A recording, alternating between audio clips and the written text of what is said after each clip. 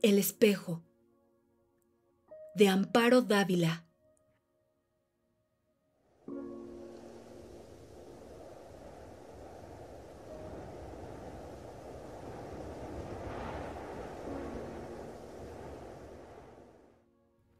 Cuando mi madre me contó lo que le sucedía, se apoderó de mí una tremenda duda y una preocupación que iba en aumento, aun cuando yo trataba de no pensar en ello.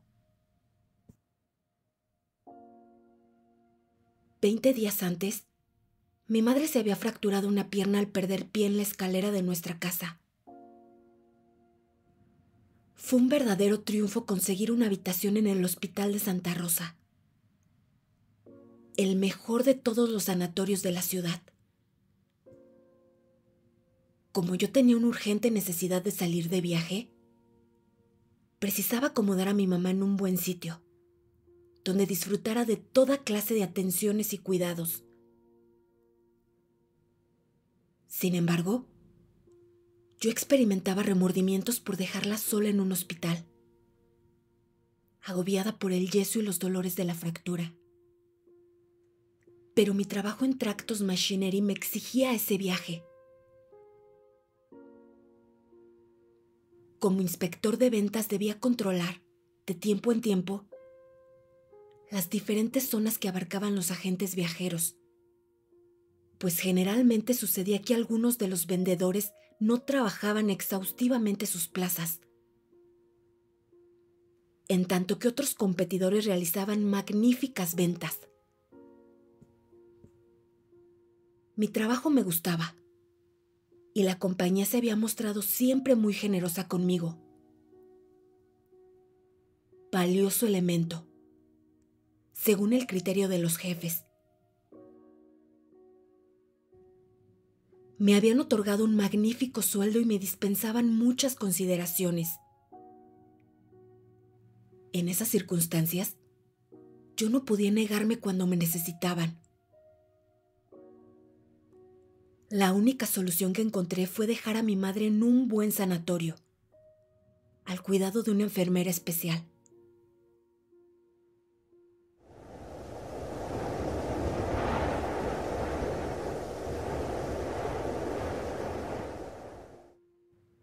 Durante las 3 semanas que duró mi viaje, el hospital me tuvo al tanto, diariamente, de la salud de mi madre.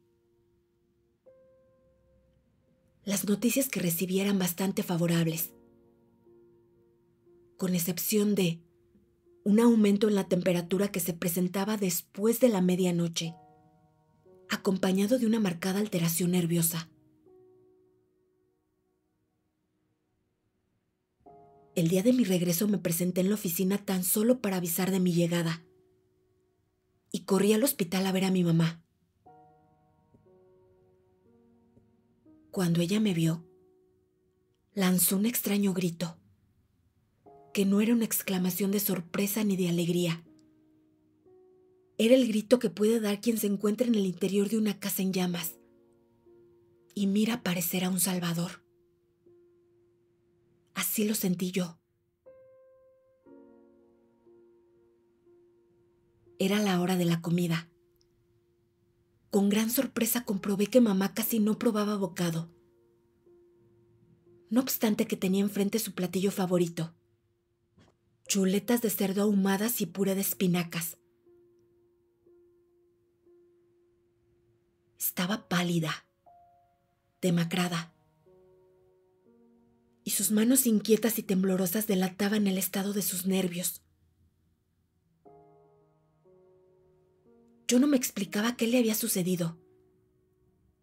Siempre había sido una mujer serena, controlada, optimista. Desde la muerte de mi padre, 10 años atrás, vivíamos solos con la servidumbre en nuestra enorme casa. No obstante que adoraba a mi padre, logró sobreponerse a su ausencia. Desde entonces nos identificamos de tal modo que llegamos a ser como una sola persona y jueces severos uno del otro. Su vida era sencilla y sin preocupaciones económicas. Con la herencia de mi padre y mi trabajo podíamos vivir con holgura. Los sirvientes se ocupaban totalmente de la casa y mi madre disponía de todo su tiempo, el cual distribuía en visitas, compras, el salón de belleza, bridge 1 o 2 veces por semana, teatro, cine. En 3 semanas mi madre había sufrido un cambio notable. Era una desconocida. Comprobé entonces aquella alteración nerviosa de la que me habían informado.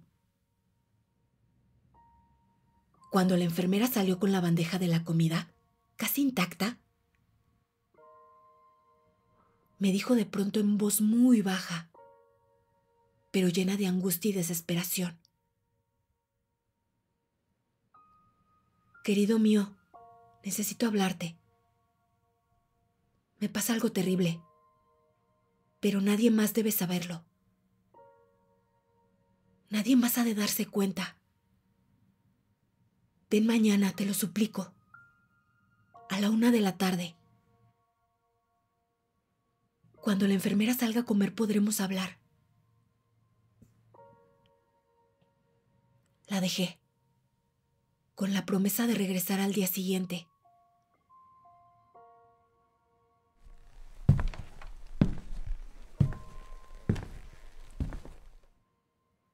Muy preocupado por el aspecto de mi madre, me fui a ver al médico que la atendía.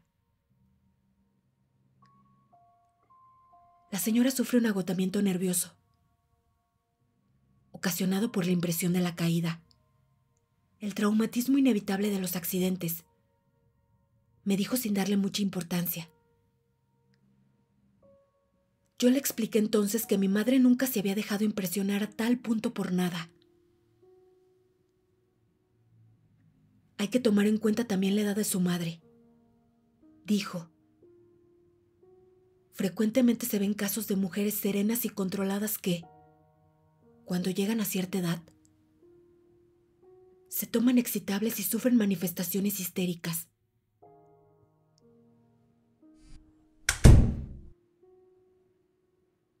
Salí del consultorio descontento y nervioso. Las opiniones del doctor no habían logrado convencerme. Aquella noche no dormí, ni pude ir a la oficina al día siguiente.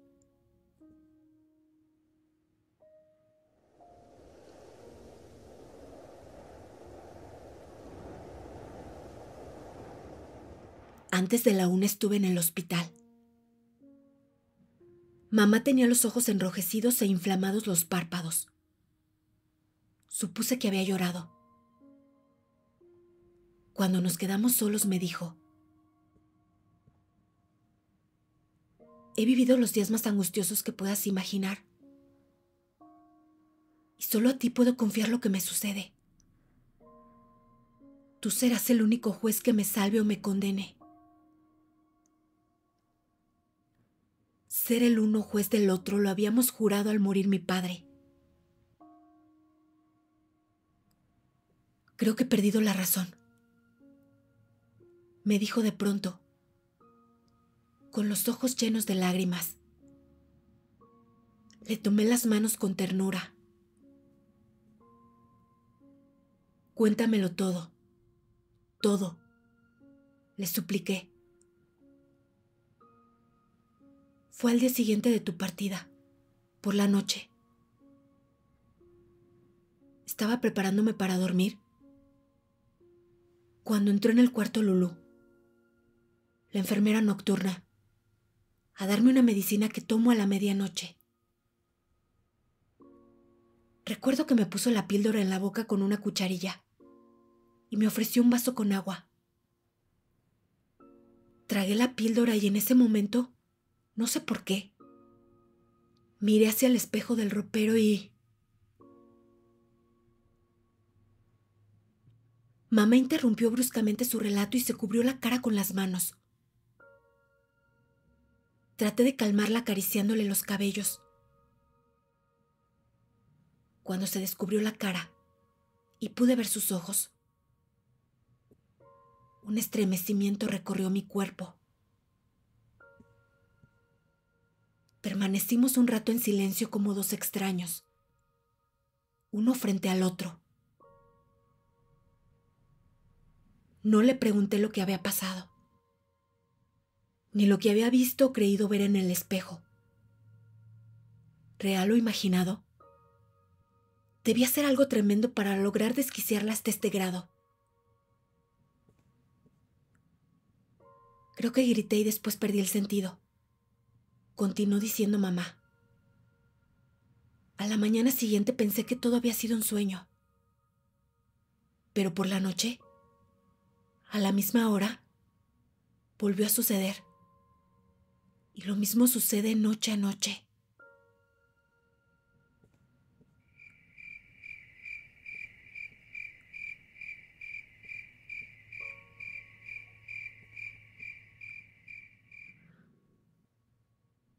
Después de esa plática con mi madre, también yo comencé a vivir los días más angustiosos de mi existencia.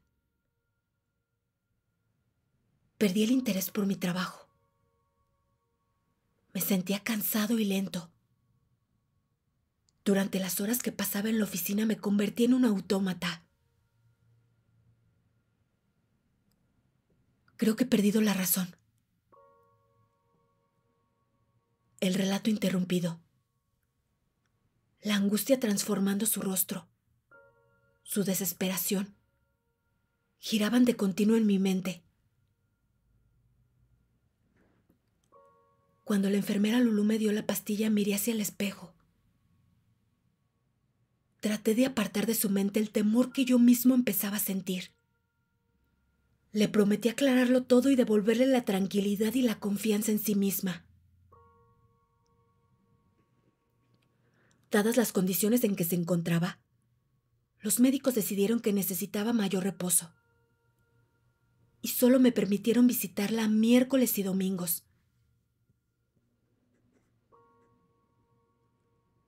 Yo pasaba los días y la mayor parte de las noches tratando de encontrar alguna explicación a todo aquello y la forma de remediarlo. Un día pensé que tal vez a mi madre le desagradaba la enfermera Lulú, en forma consciente o inconsciente, o le recordaba alguna vivencia de su infancia, provocando esto aquella extraña situación.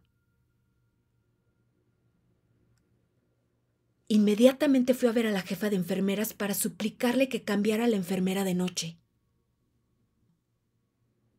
Creí haber acertado. La señorita Dubige sustituyó a la enfermera Lulú, con gran satisfacción de mi parte. Esto sucedió un jueves, y tuve que esperar hasta el domingo para saber el resultado del cambio.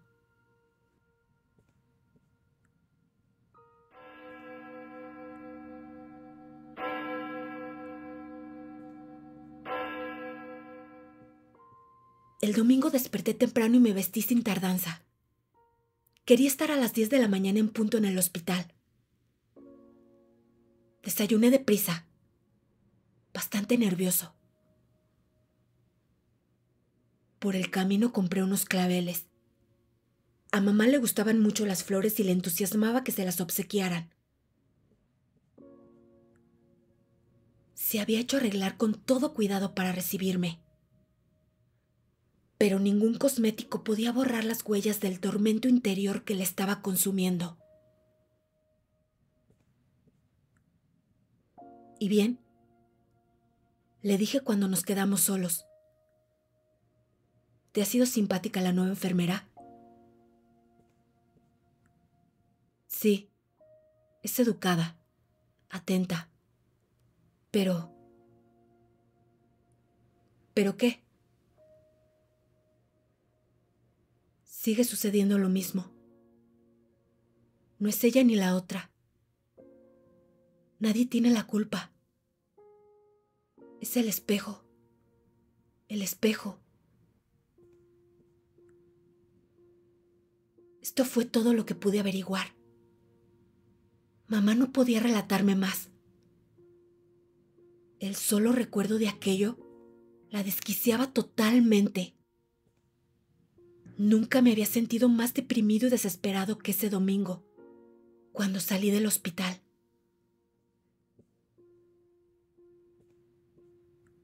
Entonces decidí cambiar a mi madre a otro sanatorio. No obstante que resultaba difícil su traslado y se corría el riesgo de estropear el yeso. Pero no podía dejarla así, consumiéndose día a día.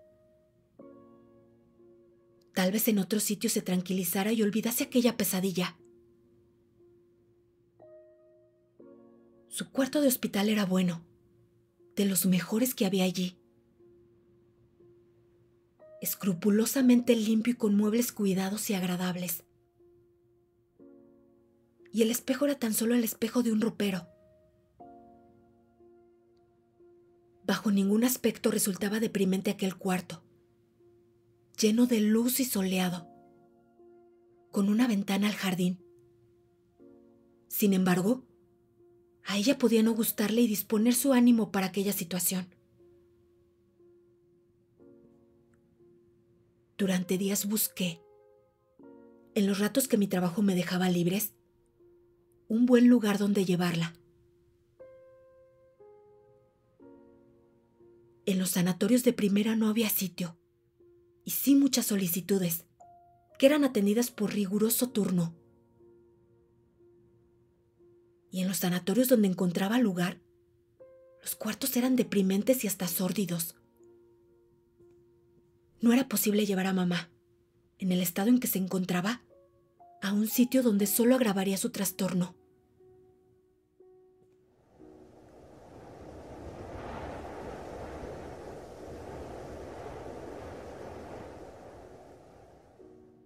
Ese día llegué al hospital muy desilusionado. Temí entrar en el cuarto de mamá y darle la noticia de que no había encontrado dónde cambiarla. Ella estaba terriblemente pálida y decaída. Parecía la sombra, el recuerdo de una hermosa y sana mujer. Hablábamos los dos con dificultad, con grandes pausas, dando vueltas y rodeos, esquivando la verdad.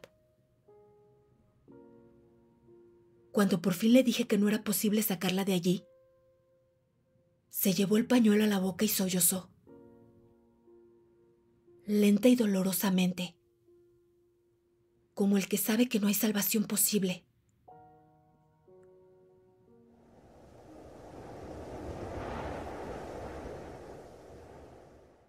El viento penetraba por la ventana abierta, y era también pesado y sombrío como aquella tarde de octubre. El fuerte olor de los tilos que llenaba el cuarto me asfixiaba.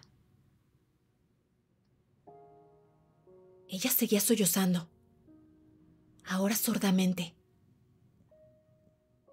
Su dolor y su desesperanza me entorpecían y destrozaban. Haría todo por salvarla, por no abandonarla en aquel abismo. Sentía que la noche había caído sobre ella, cubriéndola, y ella se revolvía entre sombras, indefensa, sola.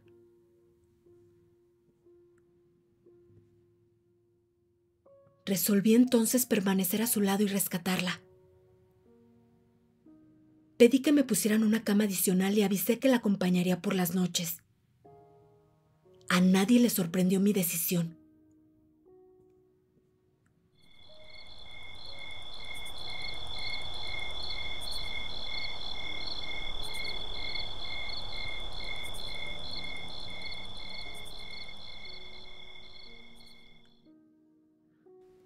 Aquella noche, primera que pasé en el hospital con mamá, cenamos carnero al horno y puré de papa, compota de manzana y café con leche y bizcochos. Mi madre se había recobrado mucho con mi sola presencia. Cenó con regular apetito. Después fumamos varios cigarrillos, tal como lo acostumbrábamos en casa. charlamos tranquilamente.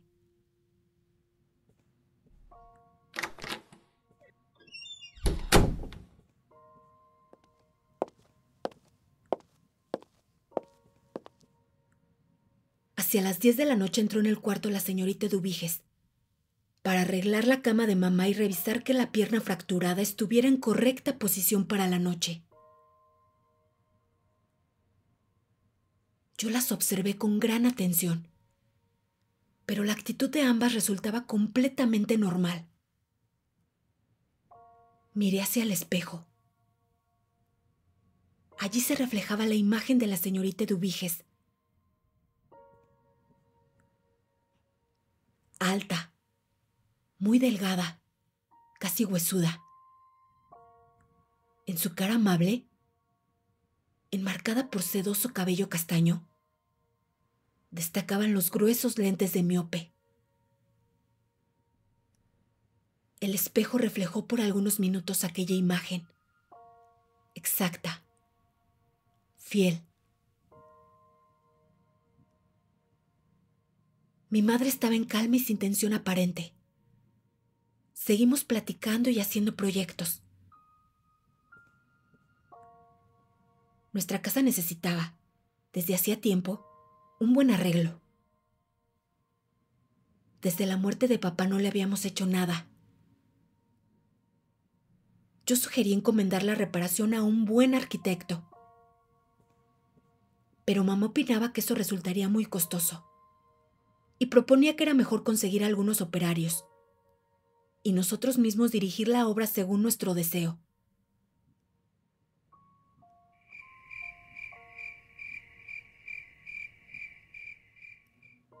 Eran pasadas las 11 de la noche y yo empezaba a sentirme inquieto ante la proximidad de los acontecimientos. Comencé a desnudarme lentamente y con todo cuidado para evitar que algún movimiento brusco denunciara mi nerviosidad y que mi madre se diera cuenta. Quería ante todo comunicarle calma. Doblé los pantalones, siguiendo el hilo de la raya, y los coloqué sobre el respaldo de la silla, junto con el saco y la camisa. Ya en pijama me tendí sobre la cama sin deshacerla aún. Desde allí dominaba, sin ninguna dificultad, la cama de mamá y el espejo.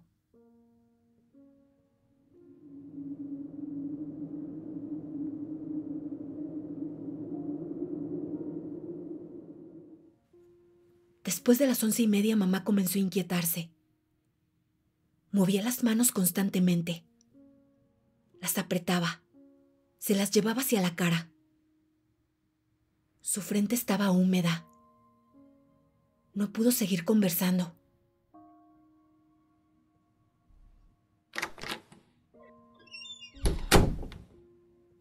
Unos minutos antes de las 12 de la noche, llegó la señorita Eduviges, trayendo una charolita con un vaso de agua y una pastilla con una cuchara. Cuando ella entró me incorporé sobre las almohadas para observar mejor.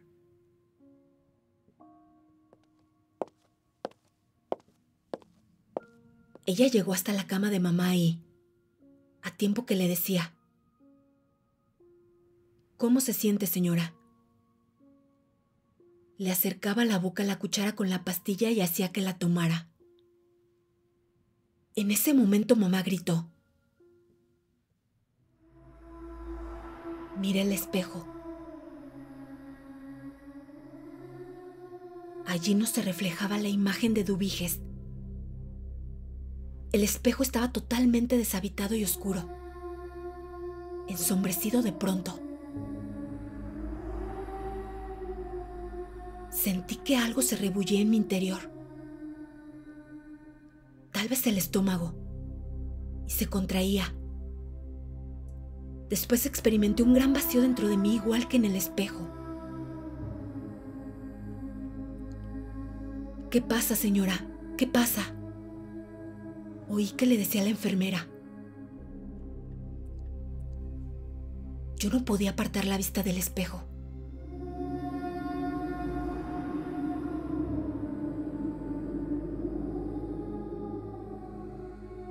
Ahora tenía la casi seguridad de que de aquel vacío, de aquella nada, iba a surgir algo. No sé qué, pero algo que debía ser inaudito y terrible. Algo cuya vista ni yo ni nadie podría soportar. Me sentí temblar y un sudor frío corrió por mi frente. Aquella angustia que empecé a sentir en el estómago iba creciendo, creciendo, en tal forma que sin poder ya más, lancé un grito ahogado y me cubrí la cara con las manos.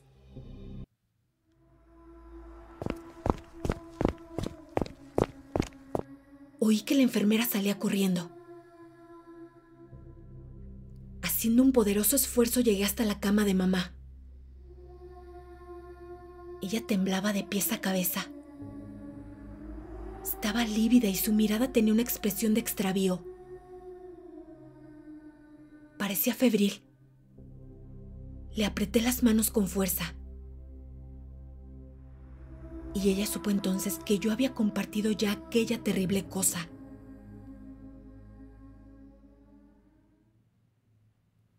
En ese momento volvió la enfermera Eduviges acompañada por 2 médicos. Siempre sucede lo mismo, noche tras noche. Dijeron dirigiéndose a mí. A la misma hora se presentan estos trastornos.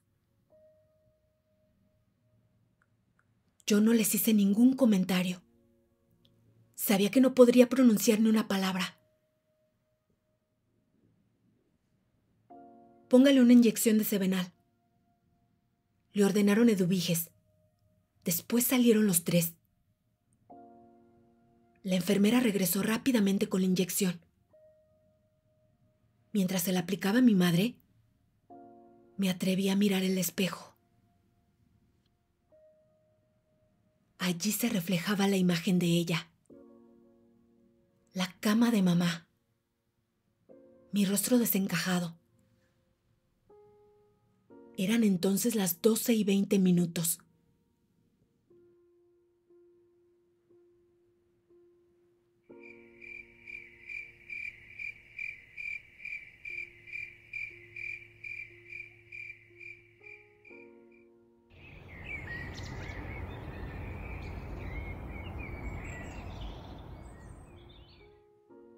Durante 5 días sufrimos, noche a noche, mi madre y yo aquella tremenda cosa del espejo. Yo entendí entonces el cambio sufrido por mi madre, su desesperación, su hermetismo. No había palabras para describir aquella serie de sensaciones que uno iba sintiendo y padeciendo hasta la desesperación.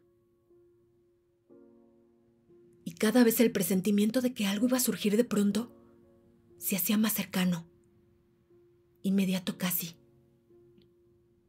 Y no podríamos soportarlo, lo sabíamos bien. Entonces pensé que la única solución consistía en cubrir el espejo. Sería como levantar un muro impenetrable, un muro que nos salvara de... Decidimos cubrir el espejo con una sábana. Cerca de las 11 de la noche llevé a cabo nuestro plan.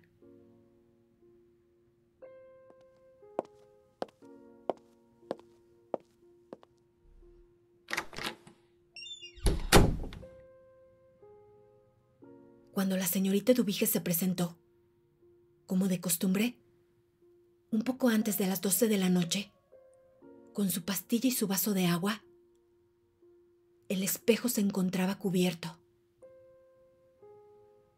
Mi madre y yo nos mirábamos satisfechos de haber acertado.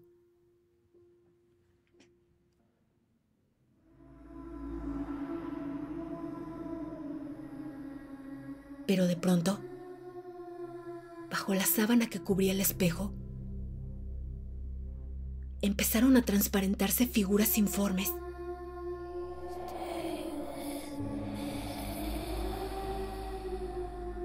Masas oscuras que se movían angustiosamente, pesadamente, como si trataran un esfuerzo desesperado de traspasar un mundo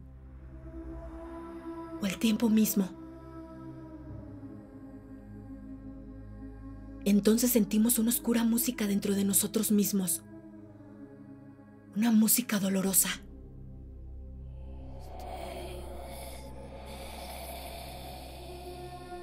Como gemidos o gritos, tal vez sonidos inarticulados salidos de aquel mundo que habíamos clausurado por nuestra voluntad y temor.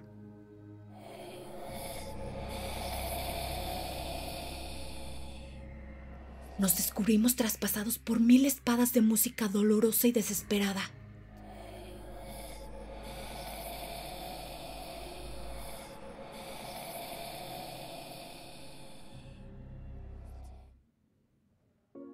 A las 12:05 todo terminó.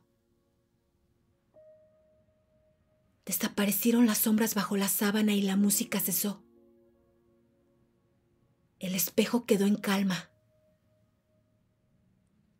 La señorita Dubiges salió del cuarto sorprendida de que mamá no hubiera tenido su acostumbrado ataque.